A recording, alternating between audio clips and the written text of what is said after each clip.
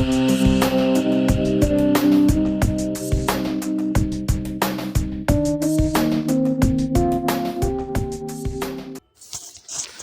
alaikum jama'a, barkamu sake da saduwa da ku a wannan tasha namu mai albarka wato Metop TV. Idan wannan shine farkon zuwa ku na channel ɗin, ku danna subscribe wato kamar haka yadda kuke ganin nake yi, sai zai kawo sai ku saka shi a all haka, ba sai ku bar shi haka. Mun gode.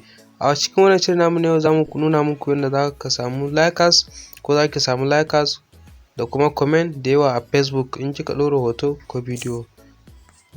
Da farko bari mu duba Facebook. Ga Facebook namu,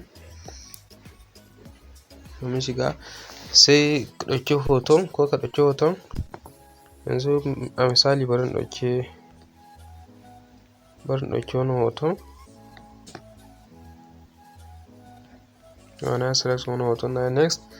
Normally kamar yadda ake yin post sai ka zo wajen edit ko kuma wajen rubutun, za ka yi rubutu haka dai a sama. Misali bari mu rubuta yanzu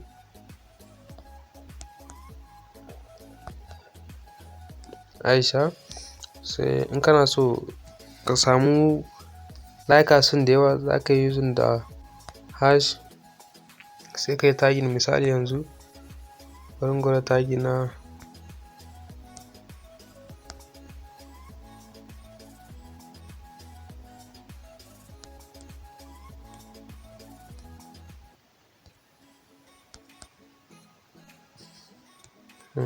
ya tag. Akwai wasu ma duk tags da kake so ka yi. Kamar yanzu ta sake na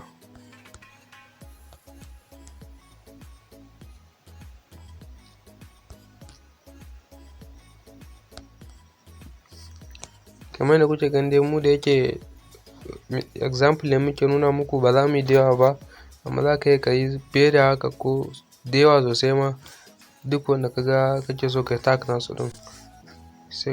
Amma sai ka rika using hash, sai ka sa sunan mutumin kamar yadda kuke gani a nan, babu gap a tsakanin rubutu. Sai ku yi post kamar yadda muke ɗan jira. Yanzu haka hoton mu yana kan yin post. Yauwa ya riga da ya post, kuma kun ga tag ɗin ya kawo a sama.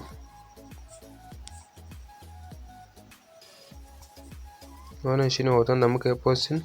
Sai kuma a danna nan wato alamar share, za ku gan shi a ta gefen dama a ƙarshe. Sai ka danna share to a group.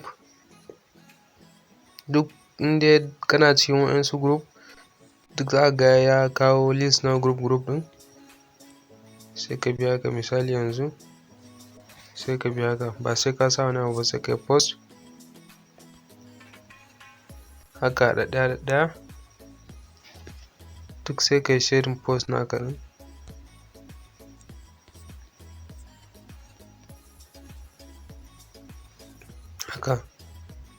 Haka duk za ka bi ka yi. To wannan shine hanya mafi sauki da yadda za ka samu likers, ka samu ko viewers da kuma comment a Facebook cikin lokaci kaɗan, ko wani bidiyo ko wani hoto da kake so ya iso gurare da dama a lokaci kaɗan. Wannan hanyar za ka bi kaɗai kawai. Mun gode da kallon wannan bidiyon namu, musamman ma mutanen da suke bamu goyon baya. Ku ci gaba da bamu goyon baya, kuma ku rika bibiyan wannan tashar namu mai albarka wato Metop TV, domin ku rika samun sababbin update akan waya da kwamfuta da duk wani abu ne dangance na'ura mai ƙwaƙwalwa na zamani. Mun gode.